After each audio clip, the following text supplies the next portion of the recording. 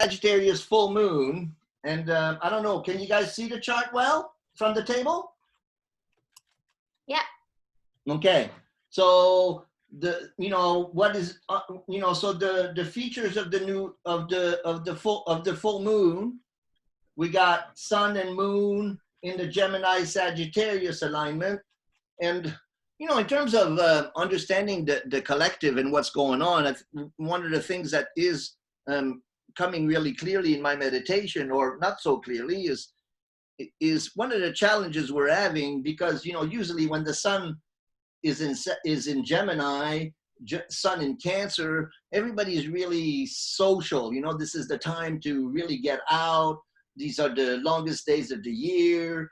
Sun in Gemini, very social, ruled by Mercury, very engaging. This is the time where we celebrate the accomplishments of our winter and spring. The kids are celebrating graduation, summer's coming in. But of course, we have this crisis, which makes the Venus Mercury retrograde phases really quite apparent. Right now, well, on June 4th, right before the full moon, Venus in this retrograde cycle comes in conjunction with the sun. So at the time of the full moon, we have a Venus-Sun conjunction in opposition to the sun. And so the Venus retrograde cycle, and when the Venus returns to its conjunction with the sun, it's a key point in that cycle. And so then this Sagittarius full moon, this sun in Gemini, we're really having to redefine ourselves on an emotional level, on a Venusian level, which is quite unusual for this time of the year, where we're usually flying high from the approaching the solstice. The days are longer, everything is so super social, and now the uncertainty of the times. And I think that many of us, I don't know how you guys have been feeling it, but the Venus retrograde through this time is kind of contributing to the tension that we're feeling, and really having us to review our feeling nature. Venus about feeling what we love, what we the muse.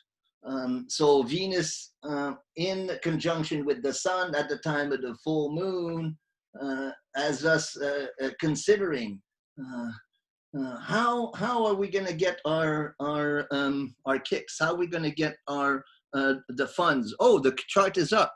Who got the chart up? Oh. Alan, thank you. You guys, can you all see the chart? Yeah, everybody's quiet.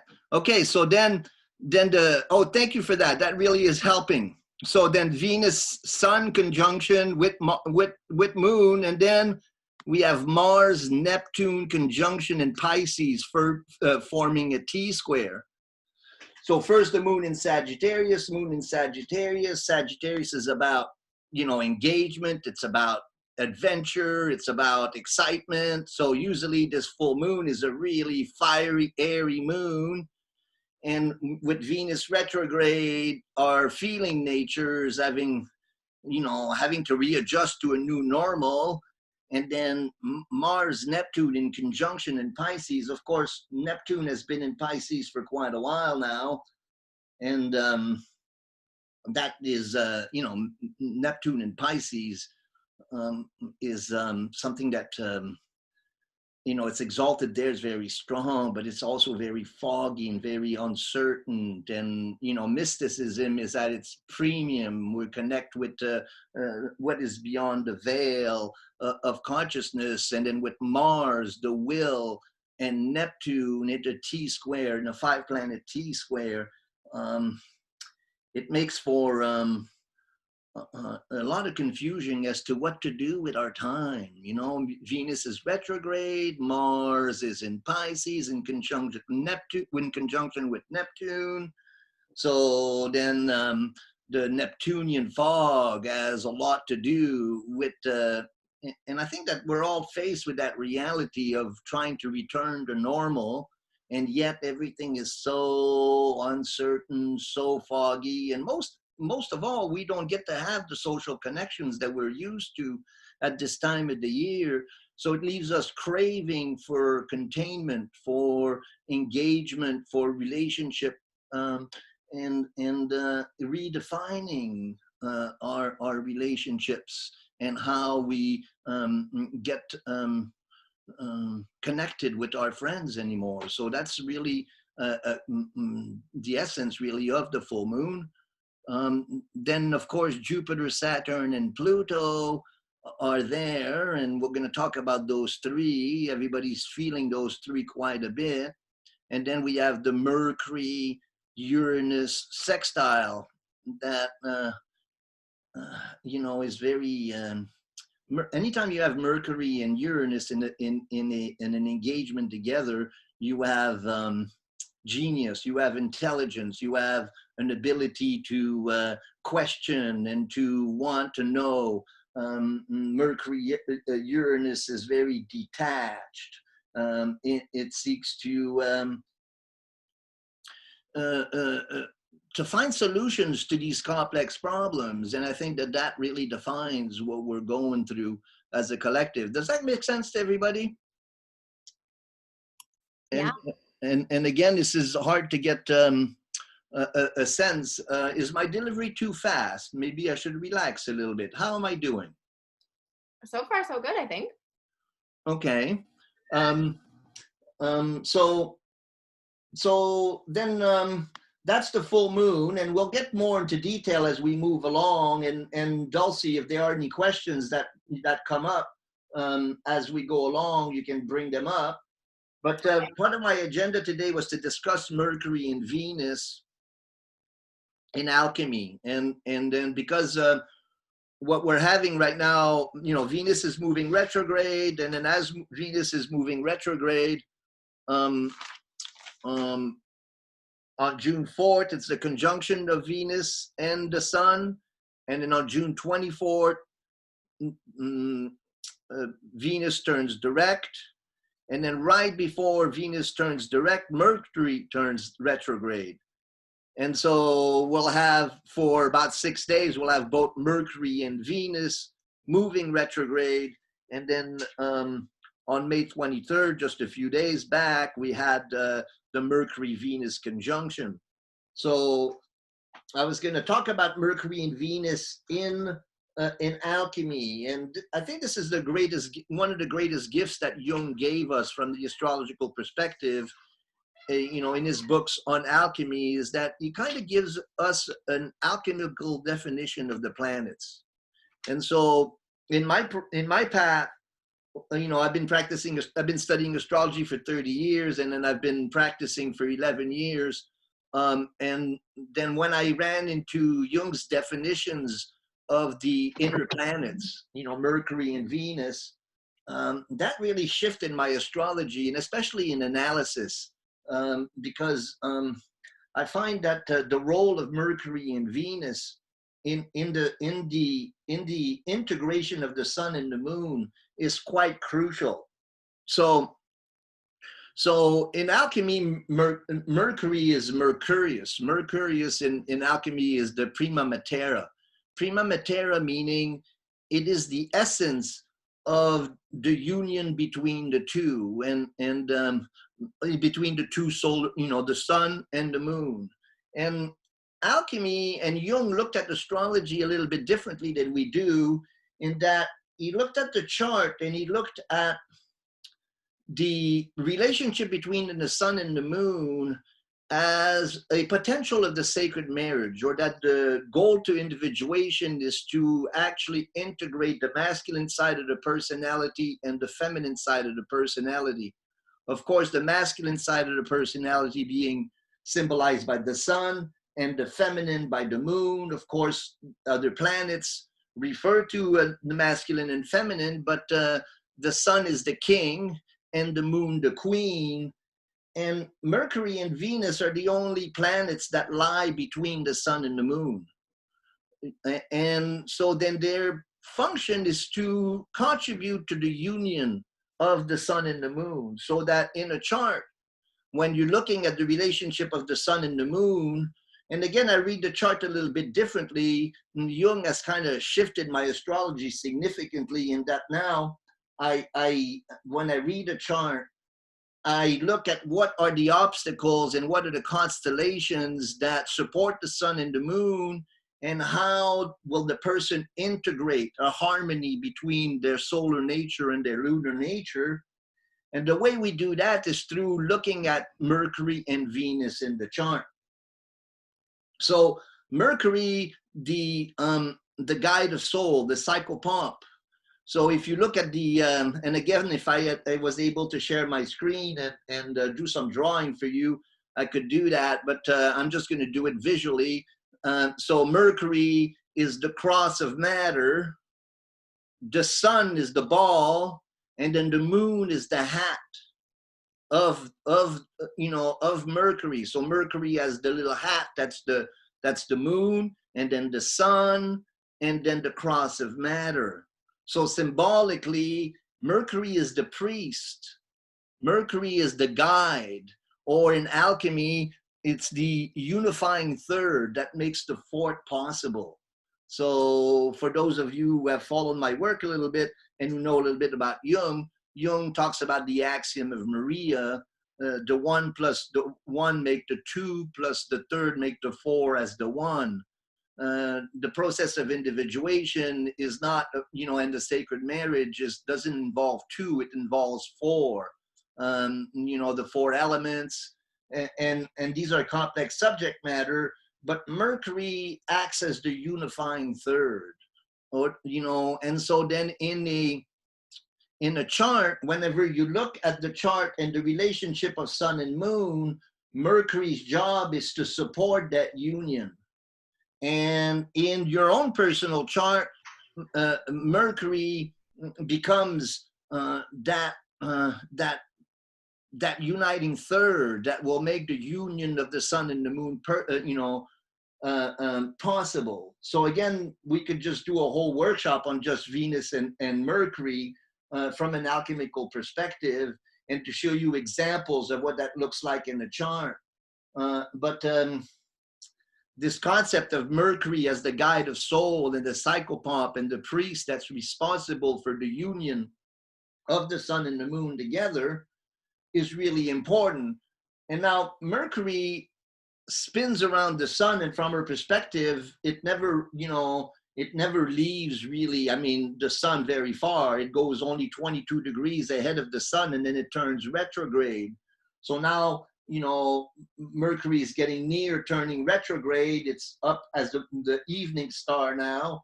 And so it's ahead of the sun, and it's clearing the way for the sun, like an emissary, kind of gathering information, a scout. And then as Mercury goes retrograde, then it reviews the territory that has been through, and then it comes to its union with the sun, reports to the sun, and then goes backwards to see if we've forgotten anything before it turns retrograde. And so that path of the sun, the Mercury around the sun, from the perspective of the earth and the moon, is really a key factor in understanding the movements of the sun through the zodiac. And so when so in witnessing the path of Mercury and how it triggers our own chart, we are given insight into the integration of our solar energy, of what we seek to project into the world, the masculine side of our personality. Now, Venus and the glyph of Venus is also really important in alchemy, and Venus has many different archetypes, associated with it, and we look at Venus, for different qualities, what it is that we feel, what do we love, what are the things that we value. Also, one of the archetypes that we associate with Venus is the muse. And basically it's the voice of the sun. So the glyph of Venus is the sun and the cross of matter. So the sun and the cross of matter. So, you know, the solar archetype, the solar deity, if you get too close to it, you get burnt, right? It's a ball of fire. So Venus is how how we address the sun. Venus is the voice of the sun. Venus is how we approach the creative nature of the sun. Venus is the creative aspect of the sun. And so Venus in conjunction with the sun, it's really, you know, as it moves retrograde, it moves from being the evening star to being the morning star that it gets on the other side. And so this is a really big shift where our need to communicate our solar energy goes from an extroverted nature to an introverted nature, where we go inside more. When Venus is the morning star, meaning that she rises before the sun early in the morning, her function is much different than when she is the evening star. And so in that time, the muse, the goddess of love, is very introverted. It seeks to nurture and redefine itself, especially as it is moving retrograde. And then on June 24th, it'll move direct again, and then it will start the cycle again of, you know, first passing into conjunction with the sun, then moving ahead of the sun and going really high, as it has been, you know, for, you know, during April and May. Venus was really high in the sun. Our Venusian nature, the muse, was really active. Although it was interesting, you know, creatively we're really active, and yet we couldn't socialize. So in a sense, it got us a chance to really nurture our Venusian qualities, yet we didn't get to socialize through it. So, you know, and then Venus turned retrograde. And my sense is that we all started feeling the need to really nurture that creative side, and it became you know, especially now as it's moving towards conjunction with the sun, and right when it is in conjunction with the sun, there'll be a little combustion of the Venusian energy, where we'll find a little, you know, burnt by the solar energy. So my sense is that as this the full moon waxes, we're really kind of all lost in the fog, the Neptunian fog, Mars, Neptune in Pisces kind of fog, trying to find out what is this new normal going to feel like, and is the new normal going to be worse, you know, than the old normal in terms of how do we interact with each other. I think a lot of us are concerned that our social needs and our needs for human contact are not being heard. But of course, you know, we're all quite aware of that. And as we explore the Jupiter, Saturn, Pluto triple conjunction, we can get some insight into that. How are we doing so far? Did I download a lot of information? Good so far, I think. Any questions do we have? If you guys want to ask questions, you can go on the mic, or you can type it in the chat, and I'll be happy to read it for you at any point, however you guys would like. I'm curious about, you're speaking of the Venus-Sun combustion on the 5th of June, and you're saying that combustion is like, you said like a burning, like the sun is burning the Venusian energies? Are you familiar with the concept of combustion? Yeah. So especially when Mercury and Venus are within 1 degree of the sun, you know, like in the Mercury retrograde cycle, when Mercury reaches the sun and is within 1 degree of conjunction, or when Venus is within 1 degree of conjunction, the planet gets burnt up. Our ability to communicate when Mercury is in conjunction with the sun becomes combust. It becomes really difficult, you know. So then when the combustion of Venus and Mercury, that's going to be on June 4th, right before the full moon, the feeling nature, you know, the Venusian nature will experience combustion. And so I think that a lot of us are already starting to feel that kind of feeling, you know, that we don't really know where to give, you know. Does that make sense, Julia? Yeah, combust, so it's almost like creating like a blind spot or something. Absolutely. It's a combustion to me whenever I experience it myself, you know, whenever a planet comes really close to one of your own planets as well, especially the inner planets, the ability to communicate or the ability to express oneself creatively kind of becomes like burnt, you know, like a short circuit. You experience that a lot with Mercury in combustion. Of course, the Venus retrograde cycle is not as regular as the Mercury cycle. So personally, I'm going to be keeping notes on feeling that. But my sense is that right around the full moon, you know, because of the T-square with Mars and Neptune, the chances are that that clarity will be difficult to get to. Of course, with Mercury, Uranus in the sextile, you know, our mental activities will be surcharged, but because they don't connect with the sun or the moon, it makes for, you know, an ability to kind of detach and observe, you know, the combustion and the tension that we're feeling. But also, I think that, you know, just because of the times, I think we're all really exhausted, and that it's really difficult to express ourselves clearly as to what it is that we need and want because of that exhaustion and because of the lack of clarity as to what is ahead. Does that make sense, Julia? Yes, I agree. Thank you. You're welcome. With the Neptune and Mars in Pisces, do you think there's something about masculine and feminine energies trying to balance out? Because I know that I feel like Mars in Pisces is not a very nice combination. Like Mars is like really masculine and it really wants to go and do things, and Pisces is about releasing cycles and like releasing karmic patterns. And I feel like the whole thing is sort of asking us to have a new normal. So do you think there's like a new normal that's forming with these planets in Pisces? And because, you know, the virus and everything like magnified in Pisces in March? That's a beautiful question. Yes,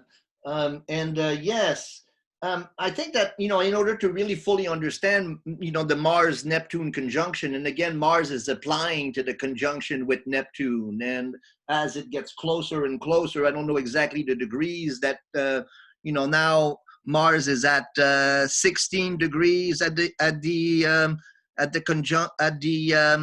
time of the full moon, and then Neptune is at 21 degree or something like that.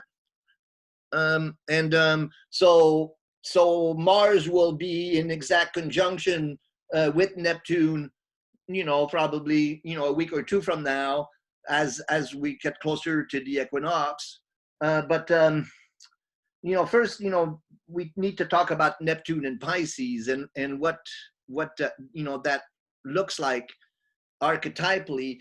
Neptune is the great dissolver. It seeks to bring about a dissolution of the ego, a dissolution of our incarnation. You know, Neptune is whatever will, you know, keep me away from experience the pain of the material world. And so Neptune seeks to dissolve. Neptune is the great fog. Neptune is anything that will ease the pain of incarnation. And so Neptune in Pisces, you know, Neptune rules as Pisces along with Jupiter. And, you know, Pisces is the last sign of the zodiac. You know, it's about, you know, returning into the womb of the great mother so we can be born again.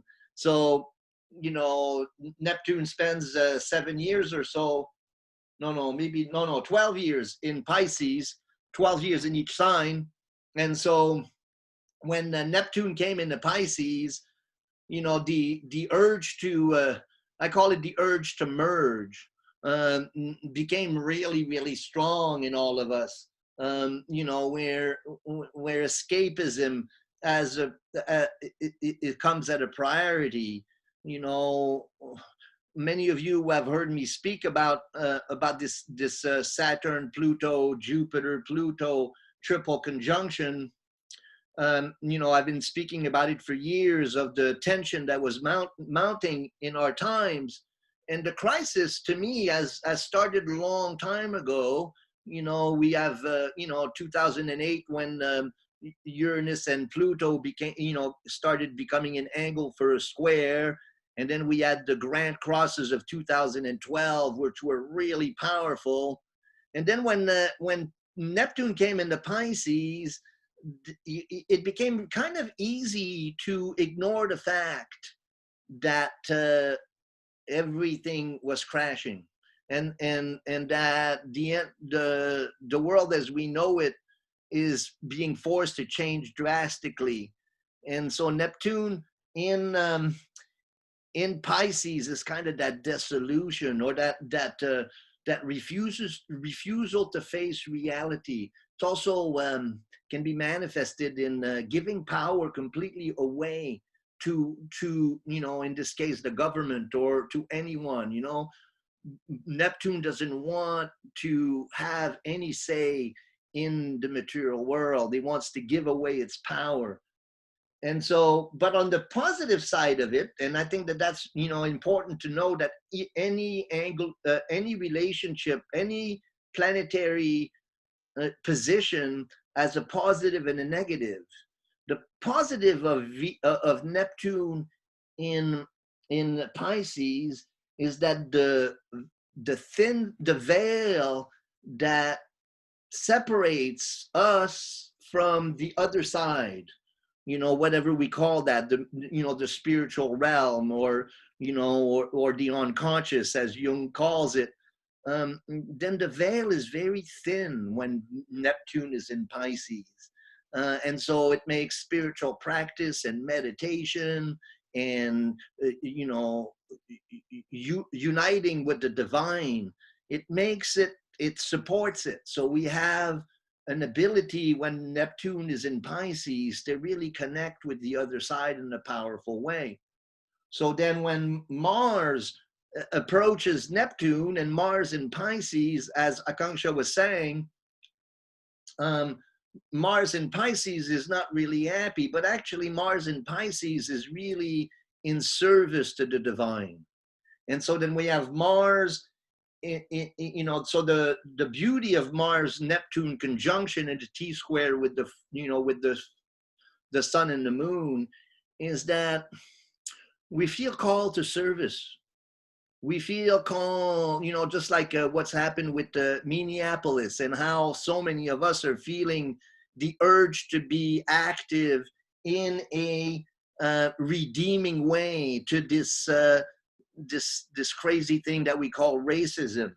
And so then Mars in conjunction with Neptune, we want to be in service in a meaningful way. We want to be engaged in acts of redeemership. You know, Neptune is associated with anybody really fascinated about Neptune. You owe yourself to read Liz Green's book, Neptune, The Quest for Redemption.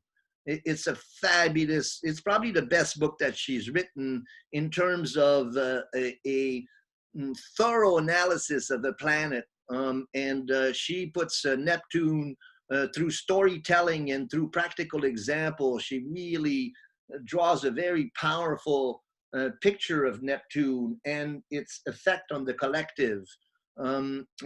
So in that way, I think that the downside of Mars, Neptune in T square, the sun and moon, is, you know, at any cost try to escape reality.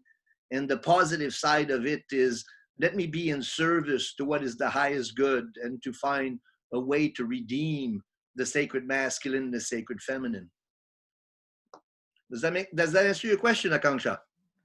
Yeah. So when Neptune goes retrograde at the end of the month, do you think there'll be like more disillusionment and like more fast, like forward moving? You mean when Neptune turns retrograde? Yeah, I think that's at the end of June, right? Yeah, I think so as well. Yeah, not far. You know, the outer planets in retrograde, to me, you know, because you know, the retrogression of outer planets, and because outer planets move so slow, I think it's really very difficult to perceive, you know, the effect of retrogression. You know, because, you know, again, Neptune will be retrograde probably for about 5 months, and it will go back to the degrees that it's crossed. So those who are, you know, those who have planets, you know, between 21, 22, and, you know, 16, 17 of Pisces are getting through a Neptune transit, and they'll, you know, they're the ones who are going to feel, you know, you know, all the outer planets and transits when they go retrograde. So you guys know this, you know, the planet will pass. So Neptune passes, you know, if you have any, you know, so let's say 21 degree. So if you have a planet at 21 degree Pisces, Neptune is going over it right now in exact conjunction. It will go down another degree or so. It'll turn retrograde. It'll hit that planet a second time.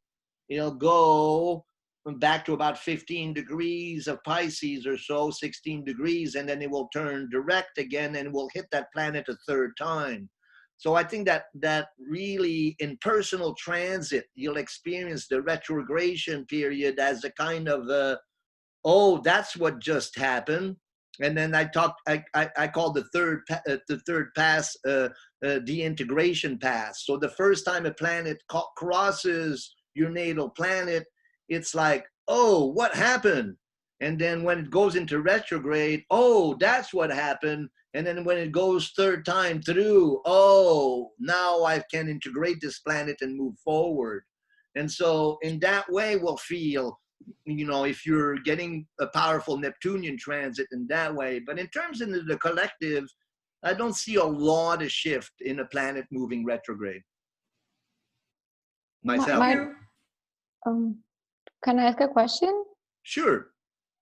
Because now that you're talking about like transits, like you say when Neptune's hitting someone's Neptune in Pisces, but what about a square? Well, Like it's the same thing. It's the same thing. Any planet, you know, around 18 to 22 degree of the mutable signs is experiencing, either by opposition or by square, a transit of Neptune. And then we'll have 3 passes over that planet. So, and, you know, but that's true of all the outer planets. All the outer planets will play that triple, you know, pass. Most of them do. And I think that's what makes this this Jupiter-Pluto conjunction that we're going through that much more important. And we'll get into talk about that, you know, next. And that I will explain that better as we explain the Jupiter-Pluto conjunction. Do we have any other question, or should we move on? And then I think everybody is in a situation where they can take breaks whenever they want. It would be great if I figured out how to put charts, because again, I have a lot of charts for you that I could share. I saw Ren is here. How exciting, Ren. Hey, man. Woohoo! Good to see you. Really enjoying it, man. I'm having my supper, taking it in. Oh, good for you. Good for you. Nice to share bread. We talked about sharing a beer on the patio. I guess this is our version of sharing a beer at sunset, huh? Well, the Bent Mast is now open. The patio is open. So yeah, let's make a plan. And anyone else who wants to come, that'd be great. All right. Astrology under the Bent Mast. We'll make a plan for sure. Nice to see you, brother. You too. Okay. So the Jupiter-Pluto conjunction. So Jupiter-Pluto conjunction, of course, you can't take a planetary alignment by itself and just focus on it, because, you know, astrology is not just one archetype or 2 archetypes, but it's a balance of all of the planets and reading a chart, you have to read a chart in its unity, but we get insight into the meaning of you know, the whole picture by understanding the sum of the parts. And so if we look at the whole, you know, 2020 in terms of planetary alignments, the main outer planetary alignments, of course, Neptune is going to be very connected with all of these important alignments, and so is Uranus, but mostly we're looking at Saturn, Pluto, and Jupiter. So on January 10th, we had the only conjunction of Saturn, Pluto, and that really, you know, most of us had been looking at that as the really key point in the collective. We had been feeling the Saturn becoming closer and closer to Pluto ever since Saturn came into Capricorn in 2018, and the tension has been mounting in the collective as Saturn was getting closer and closer to Pluto. And then at the end of last year, Jupiter came into Capricorn, and then now all of a sudden everything was ruled by Saturn. Almost every chart that we saw was ruled by Saturn, and then Saturn came closer and closer, and then Saturn hit Pluto, and many of us saw that as being a really key turning point. And then Jupiter started coming closer and closer to Pluto as Saturn moved past Pluto. And then when Jupiter came into exact angle with Pluto, we, you know, that was the last week in March, leading to the first full moon, you know, the first full moon of spring at the beginning of yeah, I think I'm correct. It was a full moon. Yeah, it was formed a T square to Jupiter, Saturn, Pluto, and Mars. I had that as my charts to show you tonight. And again, I'm going to have to get better at sharing my screen. So the Jupiter Pluto, you know, to me was kind of the height of the tension. So then it really triggered some studies on my part. And then I went back into history and looked at all the Jupiter Pluto conjunctions for the last 100 years. And then I had many of those charts ready for you guys tonight. But I'll just talk about them. What I found is that the only time that Jupiter and Pluto made 3 conjunction in the same cycle was now we're going to see in 2021, we're going to see 3 conjunctions of Jupiter Pluto. The only time that that's happened in the last 100 years was 1930 and 1931. Some really powerful alignments. There's the Grand Cross in particular involving Jupiter, Saturn, Pluto, and Uranus in the summer of 1930 was really, really, really similar to what we're going through right now. And so what I mean by that is, so when you have Jupiter and Pluto, usually Jupiter moves quite fast. You know, it goes through a sign in a year. So usually Jupiter will cross Pluto. Jupiter will cross Pluto and will move far ahead, and then will turn retrograde and won't reach Pluto again. He'll turn direct and move on. So he'll only make one exact conjunction with Pluto. And that is the norm for the last 100 years or so, that Jupiter will only make one conjunction with Pluto and then move on.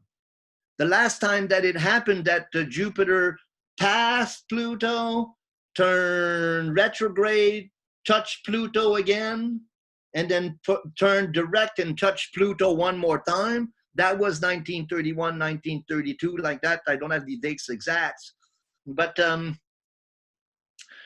you can see, you know, that, you know, the 30s and the 40s, and that was during a Uranus-Pluto square, and which we're just at the end of now also. And then we know, and then the next Jupiter-Pluto after that is 1943. And so and I'm going to talk a little bit more about that. So at the end of March, we had the first Jupiter-Pluto conjunction. Then Jupiter passed about 3 or 4 degrees, and then just recently, about 10 days ago or so, it turned retrograde. Now it's coming back towards Pluto. And so a lot of the tension that we saw in March now is starting to happen again.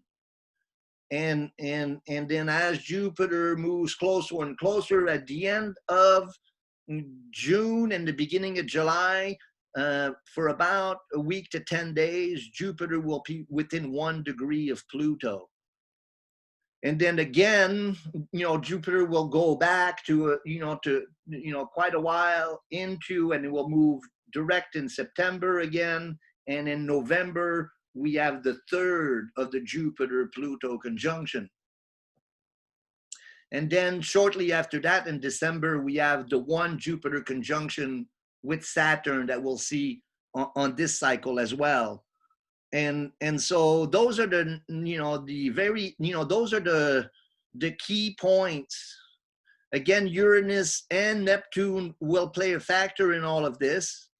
But those main alignments there are the ones that we're most concerned about astrologically and trying to understand the unfolding of the times.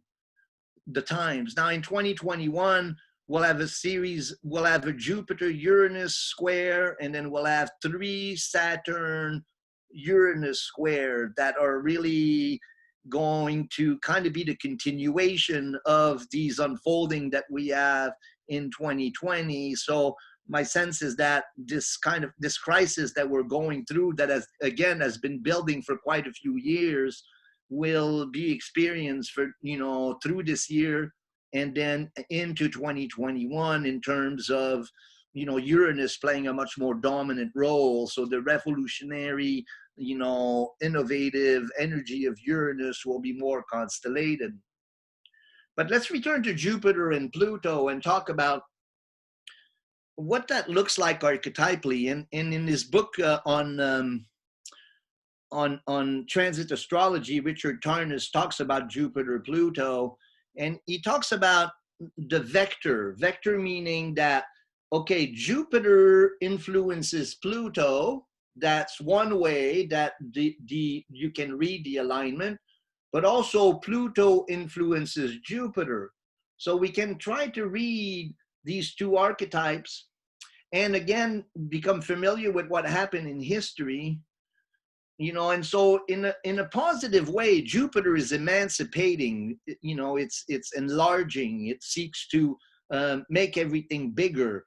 Jupiter is what it is that I want to be when I grow up. Jupiter is enthusiasm, hope, the urge to become all that I can be. So Jupiter is known as a very positive, benefic planet. On the shadow side of Jupiter, it is boisterous and a little bit inconsiderate, pushy, aggressive, and always inflates consciousness, inflates the ego. Jupiterian people tend to be kind of inflated. They tend to be hard to take because they believe in themselves so much that they're kind of condescending.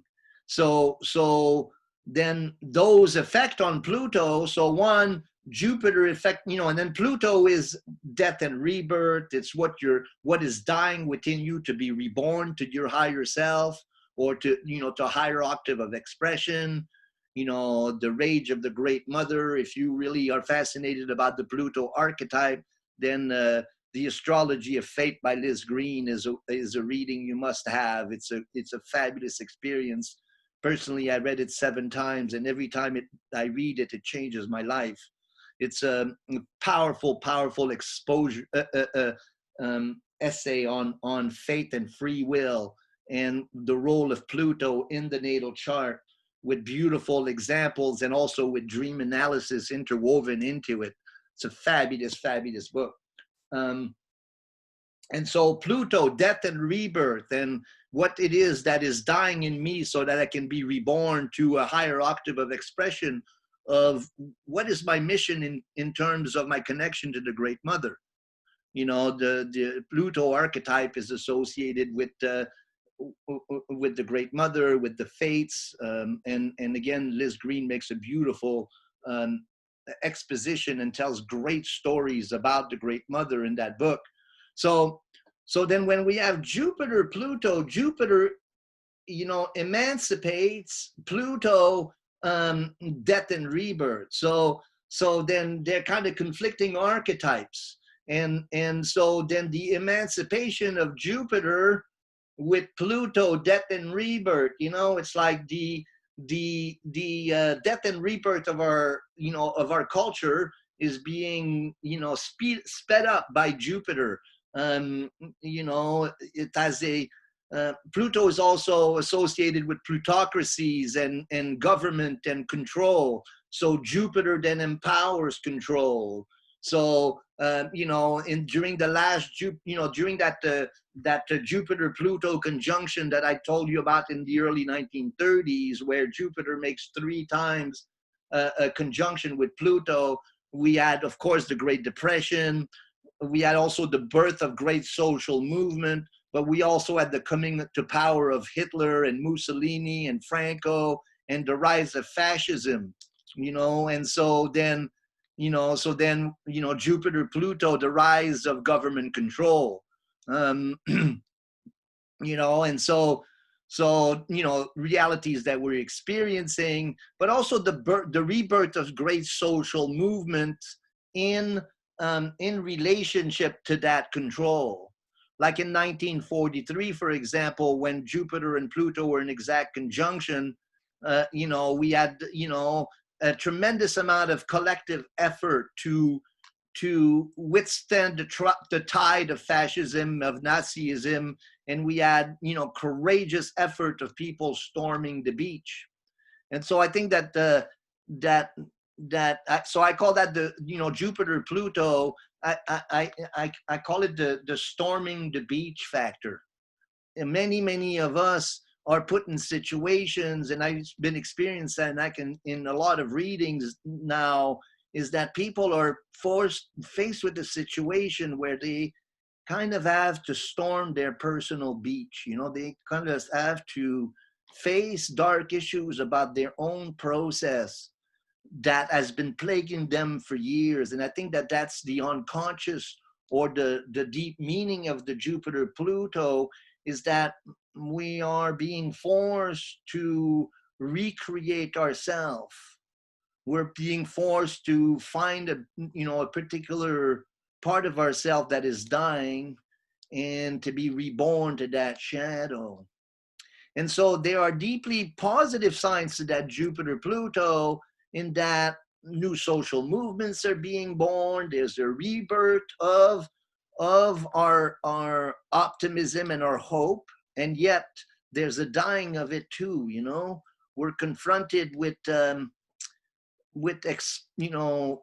tensions that feel deeply uncomfortable, and I think that you know, of course, we empower, you know, and we've been projecting all of this onto a virus. But as is exemplified by what's going on in Minneapolis and also what's going on in China, this crisis is a lot more than just a virus. And I think that that's what the meaning of the Jupiter-Pluto conjunction, as these alignment comes both in June and then in November. I think our focus are going to change to to socioeconomic, you know, concerns. You know, we've reacted, you know, to a disease in a way that was very inflated, and government used this opportunity to really clamp down and to become, to reduce our rights. And the economic situation and the social ramifications of that are going to brew. And I think that by the end of the month here, as we're trying to return to normal, we're going to start feeling quite a bit of frustration, and new realities are going to unfold, especially economic realities that are going to become apparent that we're going to be struggling for quite a while. And again, most of us have been seeing this crumbling of our socioeconomic situation and our culture being exposed to not being very mature and not being very developed spiritually.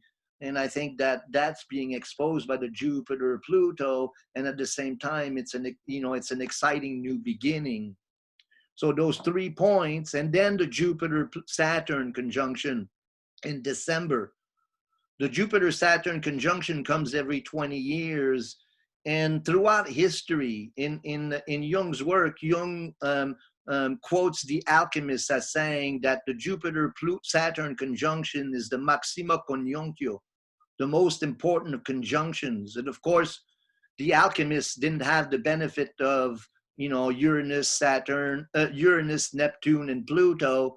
We do, but the Jupiter Saturn conjunction was always associated with deep, profound social change, and great changes in the socioeconomics of the times.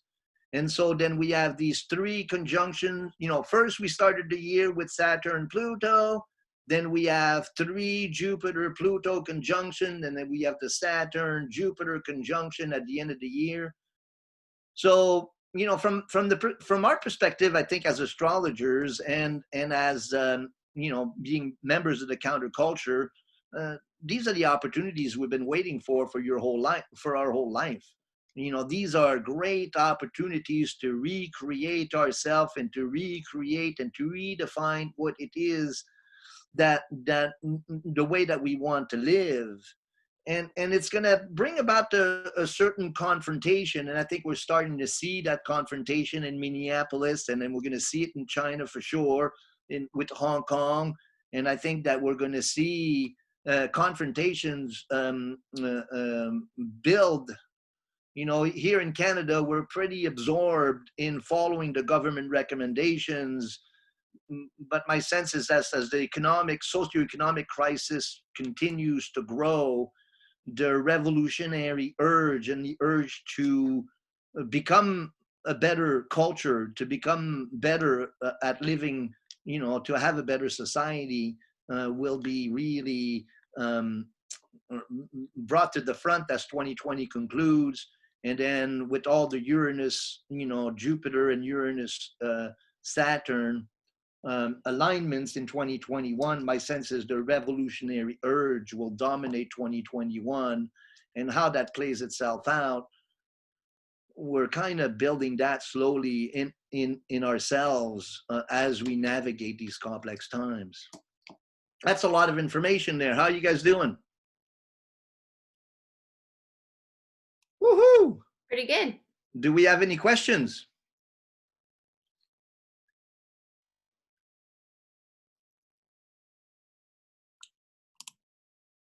Or comments? Ren, you got some comments?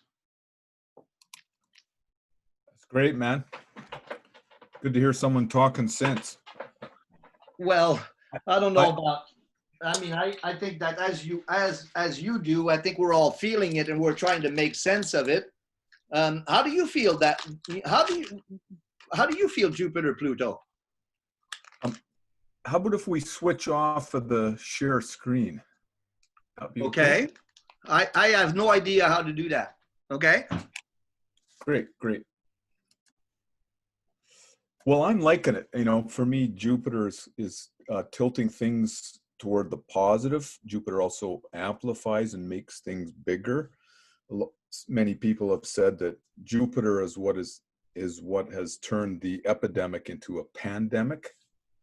It adds a dramatic quality, but it helps us to feel it more. So one way of looking at these transits and these outer events, the threatening coronavirus, is they're trying to get us to feel certain emotions, to have a certain experience. And having Jupiter there can help us to let the feeling become bigger. Like they say in psychotherapy, if you feel sad, get really sad. If you feel mad, get really mad. That's the way you release emotions, is by letting them become more magnified and amplified. And so Jupiter really helps with that. I think the Saturn square Uranus is also a factor right now, this sort of tension between the, control and also the sort of revolutionary energies that are, we're seeing exploding forth in, Minneapolis and other places. I agree with everything you said. I don't really feel like the government's trying to control people. I don't see it quite that way, though I know a lot of people do. And that's certainly a feeling related to the Saturn-Pluto and Saturn-Pluto square Uranus as well. I'm just amazed at how much money governments are dishing out to people. I mean, people need it. But I don't think the government's really suppressing people. I think they're bending over backwards to give money to people. So I kind of see it from a little bit of a different perspective. So far, so good, right? Well, I agree. I would agree with you, and I think it's very dangerous to get yourself too subjective about, and to remain objective. And I think that, I've been on the revolutionary end of things all my life, so it's easy for me to get caught up into that. So I appreciate what you're saying in terms of especially here in Canada. I think that our government has really tried to do its best. I think that there's a certain not adding up of all, kind of things not quite adding up in terms of the reaction that we're having to it. And again, it's easy to criticize and to point fingers or to get caught up on one side of the issue or the other. The way I've been trying to deal with it in my own process is to not so much consider the virus as the trigger, but looking at it in terms of what Jung called the collective psychosis, which Jung did some really amazing work leading to World War II, talking about what happened in Europe at that time as a rising up of Wotan in the unconscious of the German people. Wotan being an archaic deity, associated with the death and rebirth. And so to look at the crisis as a collective psychosis, meaning that, like you were saying, a collective breakdown of the soul, the collective soul breaking down and being forced to recalibrate itself, to be reborn. In a sense, it's like we're having a collective, breakdown of the psyche that is inviting a rebirth of the engagement with the soul, psyche being soul. And so I think that that's the deeply, positive spin on the crisis that we're going through. And yes, I agree with you that it's really easy to blame one side or the other, or to, the conspiracy theorists are having a field day. And wherever you are, wherever you stand, it's really easy to lose your objectivity and get caught up into your own subjective perspective of what's going on. What seems to be obvious, though, and in personal work, is that there's a great opportunity right now to recalibrate yourself and to redefine yourself and to be the change that you want to see in the world, and to create, we have an opportunity, it seems, to rebuild a better world through this crisis. And that starts with the individual. That's kind of how I've been dealing with it in my own self and in my readings. Does anybody else have any questions or any comments they would like to throw in? Martin, I really appreciated your comment about how Jupiter can influence Pluto but you also brought the realization that Pluto also influences Jupiter. And I thought that was very insightful. Thank you for that. That made me think about that and how it can infuse the more taboo aspects of life into what, as a Sagittarius, I completely understand how interesting we can be. And yes, we can be annoying because of our optimism and how we present ourselves. I just wanted to thank you for saying that, because that allowed me to see things from a different perspective. Also, in saying that,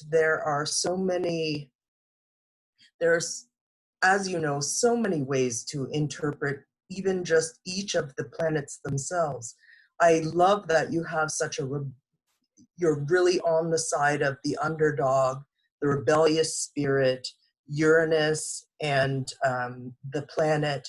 And I too have a soft spot for the underdog. Another way that I would like to remind is, with Uranus being involved indirectly, here we are using technology that we're not as familiar with to reach out to people. And so Uranus is also expressed through technology, forward-thinking ideas. And yes, in some areas, it's going to go through rebellion and horrible, terrible things that do need to be addressed, and rioting and rebelliousness, but it also has other avenues as well. So that's all I wanted to say. Thank you very much. You're very welcome, Chantal. I want to maybe respond in what comes up to me is two things, and thank you for bringing back the Pluto versus Jupiter, and how Pluto, one of the things that became so apparent as the crisis was unfolding, and to me, I like to look at it as the death of inflation. Inflation as a psychological perspective. It seems to me that there was especially as Jupiter was transiting through Sagittarius, we really felt high and mighty about ourselves. That in terms of the for lack of the better word, we really has mastered the art of illusion and the art of escapism, and we felt really high upon ourselves. I know in my own practice, I found it, leading to this crisis, it was really, really difficult to get people to focus on the real issues of our times, because everybody's was so immersed in this fabulous party that was going on, Jupiterian inflation, where everybody thinks, and so then to me, it's like we were all brought to the same level by this crisis, and you got to marvel at Mother Nature, where just a little virus can bring us all down to our knees, and all of a sudden, we've been thinking about introducing change to the environment, and we've been talking about saving the planet and changing the way we live, and in just one little micro little virus, our whole society is brought to its knees. And the inflation, again, I find in the work right now, there's a lot more urgency in creating and facing our own personal shadow. And so I, in natal chart readings and in transits, I associate Pluto with ancestral rage. Ancestral rage meaning, things in the ancestral line that haven't been integrated and that continue to haunt the present generations. And in my sense, what is being asked, and I find this in analysis really powerfully, is that we're being forced to integrate ancestral rage. It's as if psychologically or spiritually, or however you want to call it, that the trauma in our ancestral line is seeking integration, and all the ancestors are sitting there and says, okay, you're going to have to deal with it now. And so then people are really diving deep down into the work, the willingness, the death of the inflation. This Jupiter Pluto has triggered a necessity in people where now, and so from an astrological perspective, I find that people are really keen to listen and to face their shadow and to do the work. So in that way, it's tremendously powerful.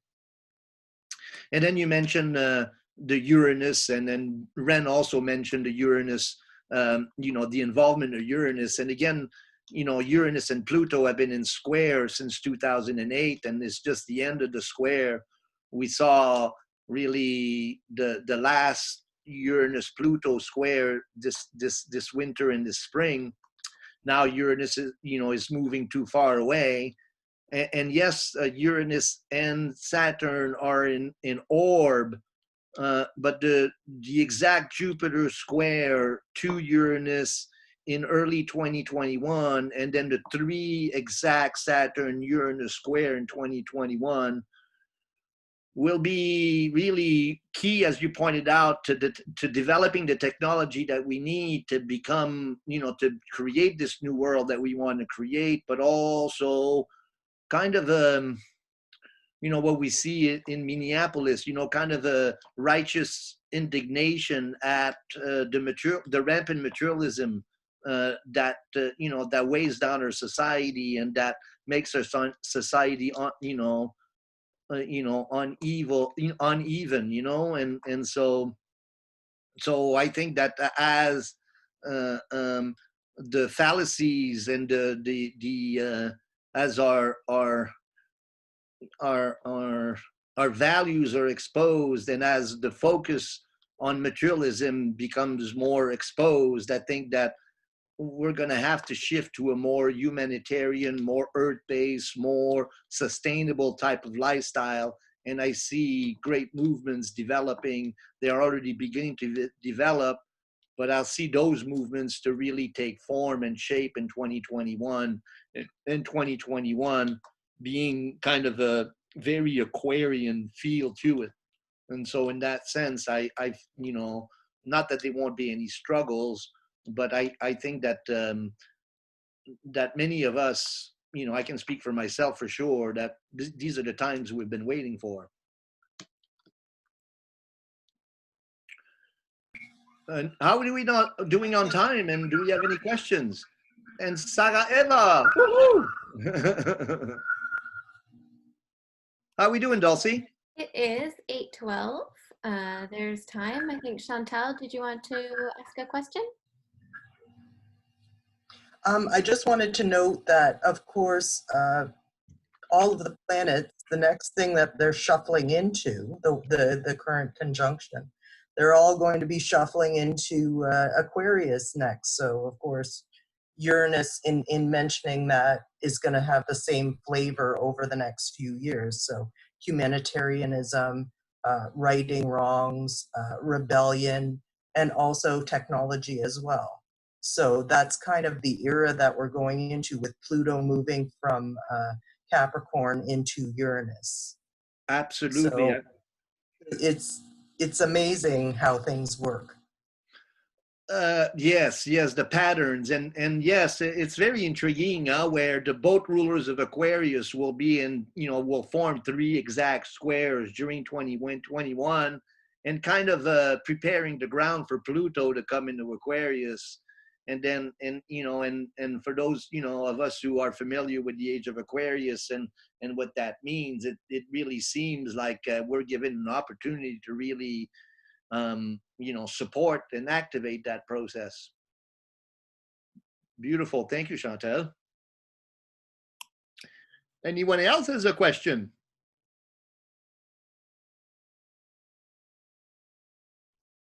So I think we wanted to extend the time. So depending on how long you would like to go for, you have some extra time. And people are welcome to stay for that. And if you have to get going, you're welcome to do that as well. What do you think, Marta? You know me. I always go overtime. Always ready to go.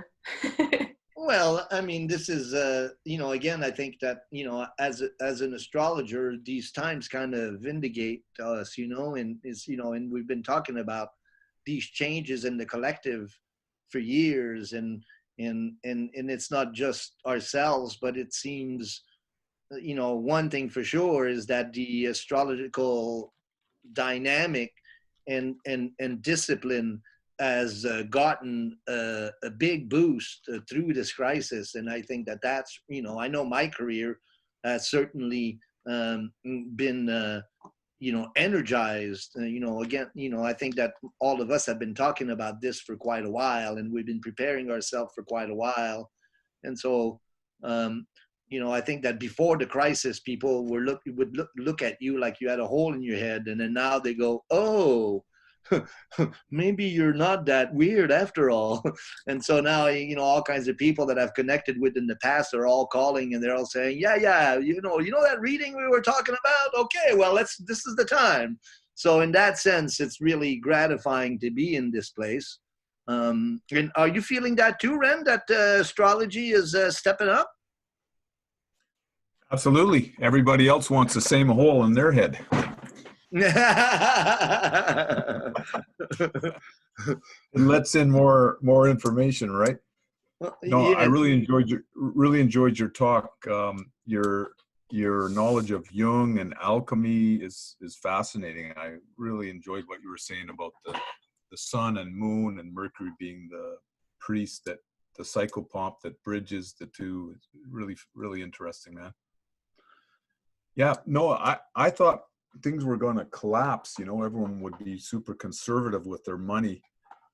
But it's kind of like the fall of the Roman Empire. There's a surge of interest in spirituality, because the outer world situation becomes less certain.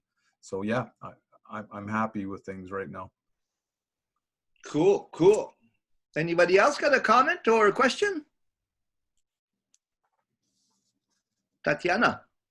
I always like to follow on that spiritual topic, because like you said, it's that time. And for me personally, it's like I've been waiting.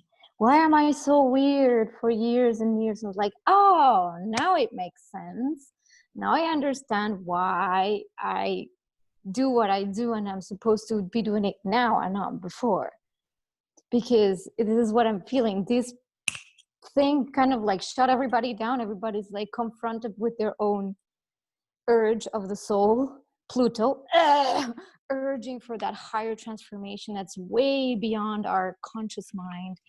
And in that urge, people are really going to go like, what's happening? And as you talk, the thinning of those veils with that square as well to the Pisces, the Neptune in Pisces and Mars in Pisces, that thinning of the veils, seriously, it is happening. And I'm not kidding. It is happening.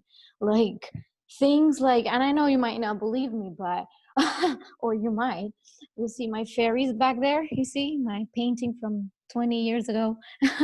I was telling Ren privately that about this painting was 20 years ago, whatever, right? But in the few months past, I've been catching on camera lights flying, like literally like little fairies with little wings. And I've seen this more and more. And it's like, if that's not thinking of the freaking veil, then tell me what is, because now it's not even with our eyes. It's like, it's not even with our third eye or whatever. It's like the camera is catching these things that are on the other side. So it's like those frequencies are starting to almost match. And then we're feeling that thing, that there's really something different. This uncertainty, this Neptunian uncertainty is there. But yet, I don't know, for me personally, because I'm having that exact square to my natal Neptune, going back and forth. It's that call again. It's that call to trust that let's just let it be, and not be scared to hold on too tight to what we think we should be doing, but really trust that process that is way beyond our probably conscious comprehension. And I think that's the antidote a little bit to this, like, Jupiter, Pluto, Saturn mega dense thing. The antidote is going into that surrender, and because we have also that Gemini over there saying, pulling with Venus, and also seeking for us to be open-minded to perspectives that were before not even there, like consider everything being energy, or what's a chakra, like before, like if you said that word, it was like, oh my god, you crazy wacko woo person. And now we can start talking about those things, energy. I can finally say, yes, now I can actually use those words and not scare people. So I think that's the silver lining to all this. At the same time, there's a great tension into being relevant in what we offer the world, and to really be well grounded in our practice, to not to be examples of what we teach. I think there's a great tension that we're all feeling. And I think that we're all kind of reacted to these times in very different ways, but it seems to be bringing a lot of tension to really having to integrate these disciplines and these teachings in a very grounded way, where we become the change that we want to see. And so the journey down to hell and the rebirth of Persephone, the rebirth of the feminine within us, is a deeply painful process. And yes, at that point, all of these tools become very, very valuable. Thank you, Tatiana. And I wanted to also express something that Ren brought up in terms of what Jung contributed to astrology. And I think that that's really at times we hear of Jung and we hear of what he's done, and if you take the time to read Jung, you find that he's contributed to astrology greatly. And in my own practice, I've been studying astrology under Liz Green for quite a few years. And when I stepped into analysis, I realized that I didn't know enough about the psyche, and I needed to go into reading Jung directly.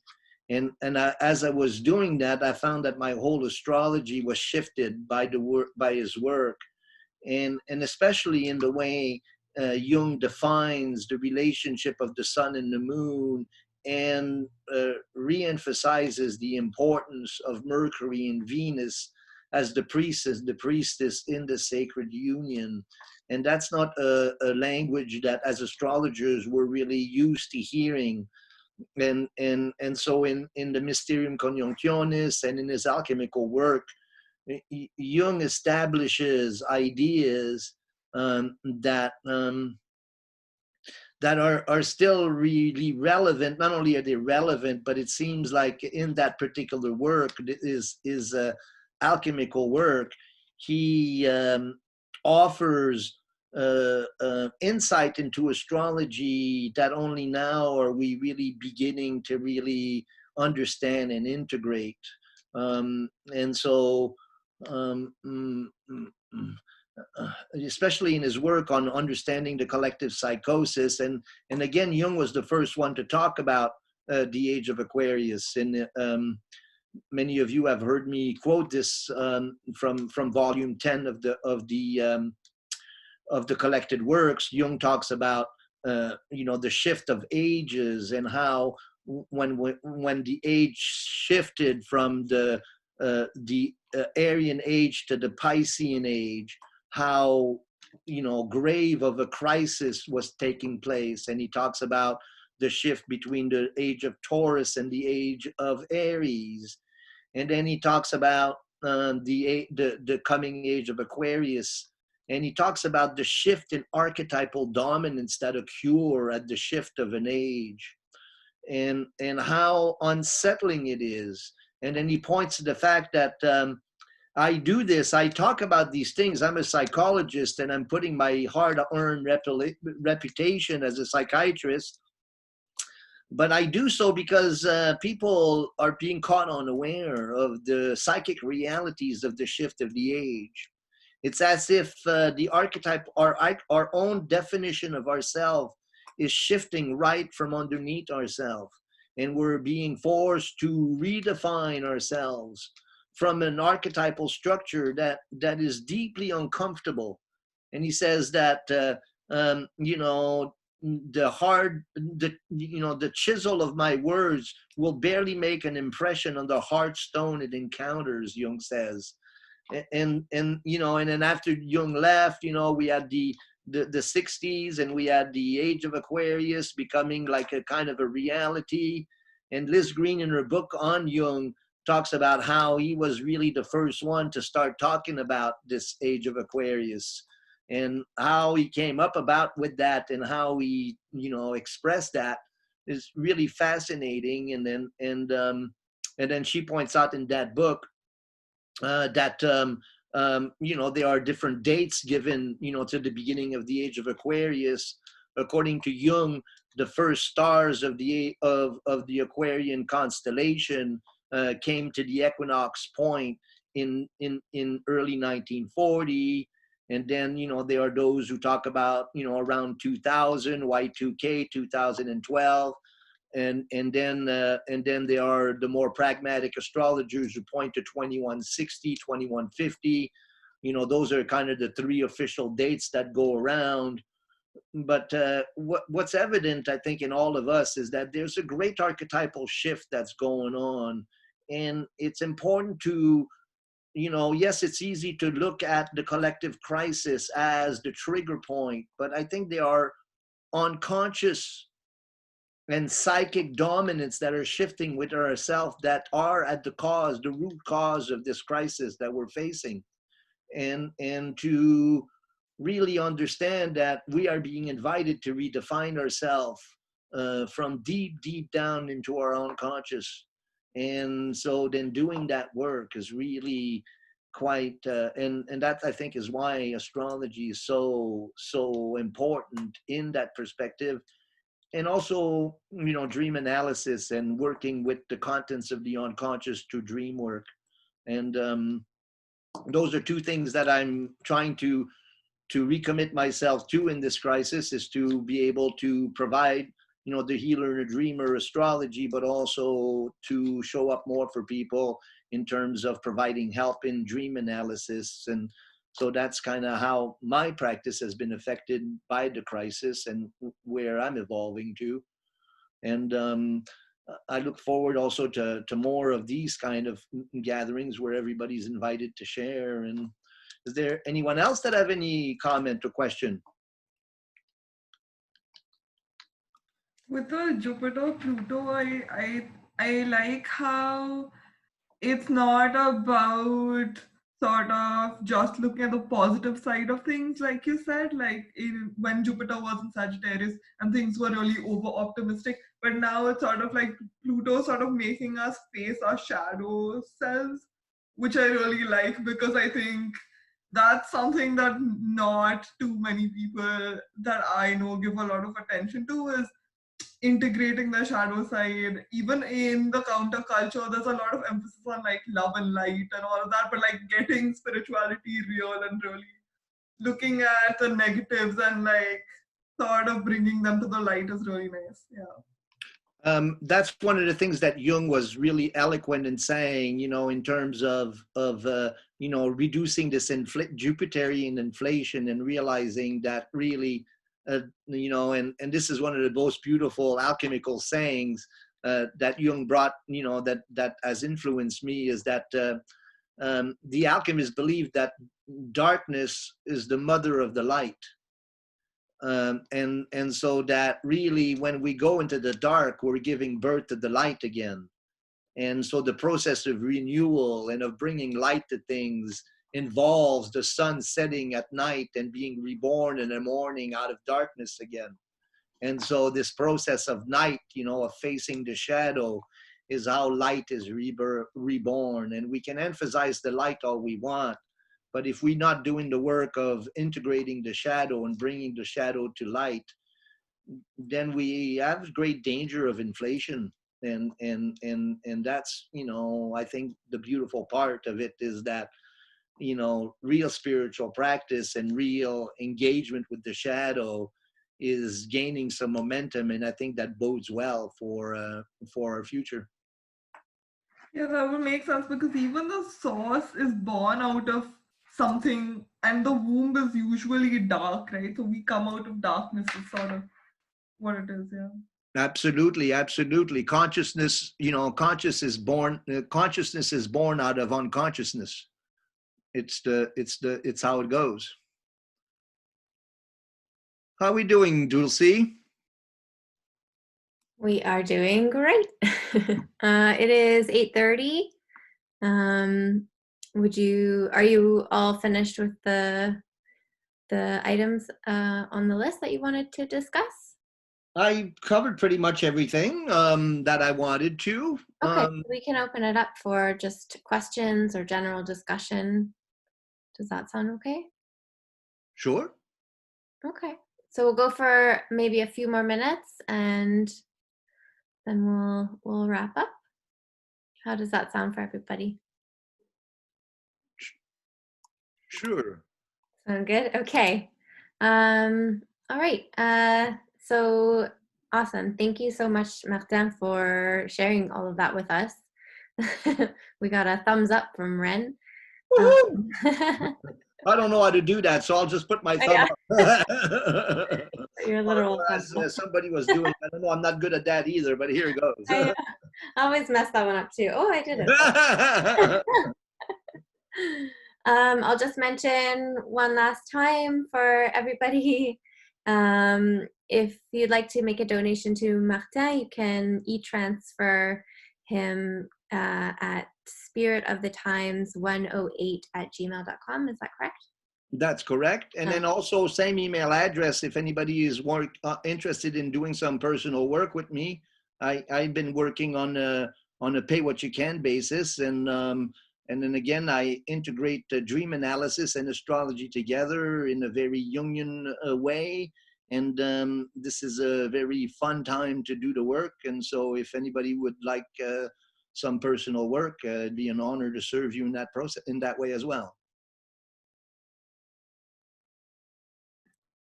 Sounds good. All right, thank you. We're getting a lot of love from in the chat, so that's very nice. Does anybody have any last questions or comments before we wrap up? I just want to say thank you. It was really, really fun. Yeah. We're expanding our circle. We got some Toronto and Quebec and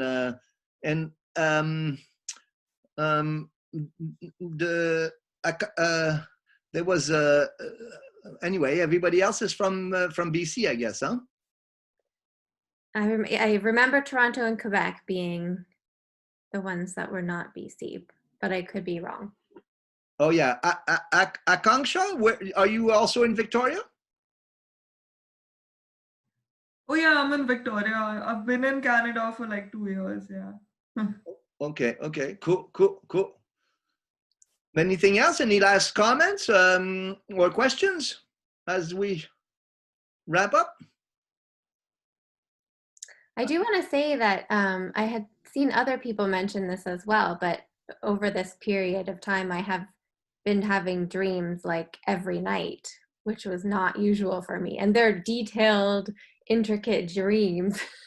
So you mentioned that, and it made me remember I'm going on all kinds of adventures every night.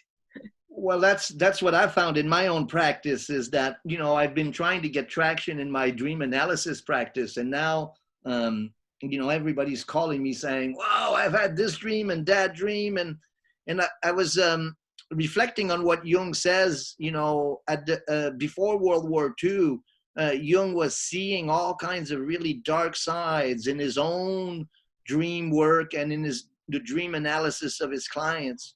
And so a lot of information is coming out of the unconscious through the dream work at this time of crisis.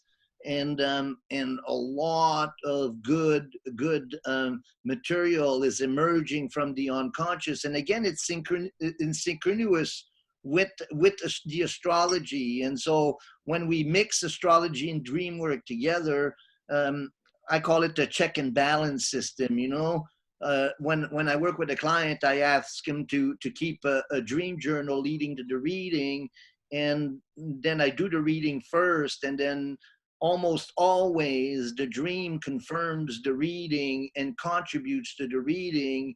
And then what I've been able to do now is to go into a dream sequence with people and support them in their dream analysis. There's a beautiful quote that Jung said about dream work and working on a dream sequence and what happens in a dream sequence, and how the individuation processes can be nurtured by, the individuation process being self-realization. The realization of the self can be guided simply by dream analysis. And that's the essence of Jungian psychology. And yeah, it's the same thing for me, and especially the last few nights. Oh my God, some really powerful symbolism coming out of the dreams. And yeah, I want to encourage everybody, keep a dream journal and work with your dreams. Good stuff comes out of that. And you can use your chart to understand the dreams. And so that's two things that came out of my process through this crisis, is a realization that, one, I got to continue giving my Healer and a Dreamer workshop series, and then I'm going to look to putting that on the air somehow as I educate myself to the technology that's required, but also providing dream support. And I just started on my YouTube channel. I put up my first strictly dream video. And then what I'm going to do is I'm going to put my YouTube channel is the Healer and a Dreamer Astrology, and please follow that if you can. But I put out, so what I'm doing is I'm doing quotes of Jung and discussing and explaining them, and developing a weekly little show that I'm going to put on, where I'm going to deal with a quote from Jung from his books where he talks about dreams, and I'm going to explain it, and in that way support people in their understanding of how to work with dreams. So that's kind of what's been born out of my practice as I go along. Yeah, I have seen you in one of the workshops relate somebody's dream to the chart of the dream, and it was pretty fascinating that they're completely related, and the chart describes the dream in terms that are helpful. Helpful, and then it vice versa too, where through the dream you can understand the reading of the chart better, and so then that is fascinating. And then you can start with the chart, and then you can do some dream analysis with the people, and then you can return to the chart, and all of a sudden they're understanding their chart better, and they're understanding their dreams better. And again, with the idea of allowing people to integrate dream analysis and astrology as part of their practice. There was one lady that was saying that I think that was a lady from Ontario saying that she tries, she looks at astrology as a practice, and that she tries to practice astrology every day. Ultimately, we have to look at dream analysis and astrology as supports to our individuation practice or spiritual practice. And I think, and that's kind of what I'm trying to show up for. All right. Anybody else? Want to say anything before we jump to whatever else we were doing? Well, if anything, let's just I would just like to make the announcements. Would that be okay, Dulce? Go for it. So the announcements of the group, if you're not yet in the group, the Facebook group, and you want to join, is Astrology Victoria, or the meetup group, Astrology Victoria. That way you're always up to date, and you can participate by posting your own findings, your work, sharing in the group. That's how we are aiming to build this community beyond Victoria. I mean, it started Victoria, but it might end the whole world. So so that's one thing. We're doing the astro chats like twice a month, and then we're doing once a month the astro chats, and once a month the presentations for now. So the astro chats is when we all just meet, gather, and discuss all that's going on personally with the transits, the charts, a theme. It's really very casual, and we look more in depth at different people's questions or comments. So we just discuss. So those are our astro chats. Probably our next astro chat will be in about 2 weeks, so stay tuned for that. And then we're always also looking for presenters. So first of all, thank you, Martin, for your awesome presentation as usual. Amazing, maître. So wonderful. So, and we're always looking for themes for presentation. If anybody is interested, please submit a theme if you would like to present, or if you know astrologers or people that want to present and that have interesting topics, themes, anything that could be interesting to build and grow the community and pique our interest, everybody's interest. So please let us know, because we're always looking, right?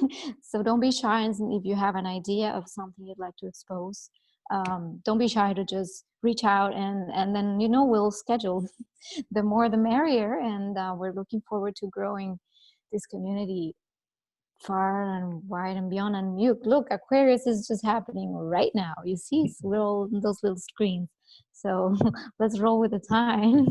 And so yeah, those are the announcements for now. And also, if you're not yet on our mailing list and you would like to join, please send Dulcie your email so she can put it in the mailing list. And we each kind of do different things for the group, so it's not so overwhelming. So yeah. And thank you, Dulcie, so much for being so awesome and doing this too with Thanks everybody for coming. Thanks everyone. So great. I'm so glad we can all just meet here and talk astrology and be wherever we are and still Group hug. Group hug. Yes. Woohoo! Thank you, Dulcie, and thank you, Tatiana, and thank you, everyone, for your beautiful attention. And looking forward to sharing this marvelous golden journey with all of you. Thank you. Thank you, gonna Martin. save the chat. Thank you you, brother. Positive comments and See you soon. thanks, Martin. Oh, the photo, the picture, Dulcie. Don't we want a picture? Oh, sure. Would you guys like to have a group picture? Oh. Can everybody fit? I don't know if everybody can fit. Oh yeah, there we go. Okay, say cheese. Quiet. Yay. I saw you there, man. Nice to see you, brother. I'll do one more, guys. 1, 2, 3. Okay. Oh, lovely. And thank you the folks that came from the East Coast. It's really late over there. Yeah, I know. That's amazing. I think Jennifer might. I'm going out into the monsoon now. Oh, I'm gonna go for a monsoon, walk in no? rubber boots. it is raining here. Oh, yeah. Have a great couple of weeks. Okay. All right, guys. Thanks, guys. Thanks everyone. See you Bye-bye. Thank you. Bye. Dulcie, can we stay 2 minutes so Sure. we can plan our next thing? Nice to see you Bye all. bye, Thank you, guys. Bye, everyone. guys. Nice to see you guys.